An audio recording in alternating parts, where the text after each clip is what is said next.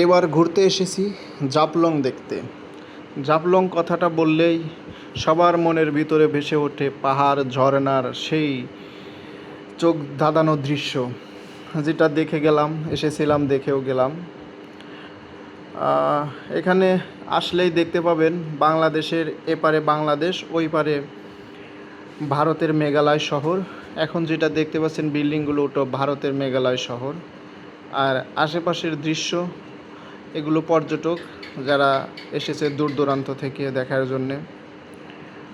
এখানে হাজার হাজার পর্যটক আসে, কারণ আসবেই তো। বাংলাদেশের শ্রেষ্ঠতম ভ্রমণময় স্থান হলো এই জাফলং।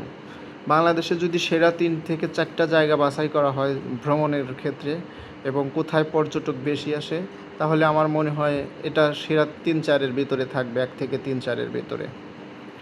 অনেক মানুষ, এই যে গাড়িগুলো দেখতে পাচ্ছেন, এগুলো হলো পর্যটকরা যারা দূর দূরান্ত থেকে আসে দেশের বিভিন্ন স্থান থেকে, তারা গাড়িগুলো পার্কিং করে রেখে দেয়, তারপরে যে যার মতো ছুটে যায় দৃশ্যগুলো দেখার জন্যে। এপারে বাংলাদেশ এবং ওই পারে ভারতের পাহাড়, এবং মাঝখানে যে নিচু জায়গাটা, এটা হলো ডাউকি নদী। এটা এখন পানি নেই, তবে যখন বর্ষা শুরু হয় তখন এখানে পানি থাকে। আর জাফলং এটা আসলে এখানে আরও কিছু দৃশ্য আছে যেটা আমি দেখাইতে পারি নাই। সেটা হলো ডাউকি নদীটা পুরোপুরি দেখাইতে পারি নাই, কারণ হলো এখানে বিজিবি ভিডিও ধারণ করতে দেয় না। তবে মানুষজন দেখলে আপনাকে মুগ্ধ করবে যে এত মানুষ এখানে দেখতে পাচ্ছেন, আরও আশেপাশে অনেক অসংখ্য মানুষ।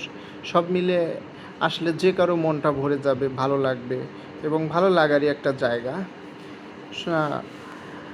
এখানে ভারতের ওই পারের যে পাহাড়গুলো, সেটা দেখলেও মনটা ভরে যায়। এখানে একটা জিনিস দেখলেন, সেটা হলো পিলার, সীমান্ত পিলার আর কি। এই যে সাদা যেটা, এটা বাংলাদেশের এই পার পর্যন্ত। আমি এটা দেখে আমি স্থানীয় কিছু লোককে জিজ্ঞেস করলাম যে এটার কারণটা কী। পরে ওনারা বললো যে 2020 সালে সীমান্ত যে চুক্তি হয়, সেখানে শেখ হাসিনা এই পর্যন্ত, মানে ওই যে সামনের যে পাহাড়টা দেখতে পাচ্ছেন, এই পাহাড়গুলো বাংলাদেশের ছিল। পরবর্তীতে উনি চুক্তির আওতায় ভারতকে ছেড়ে দেয়। এখন এটা ভারতের পুরো নিয়ন্ত্রণে। কী লজ্জাকর বিষয়!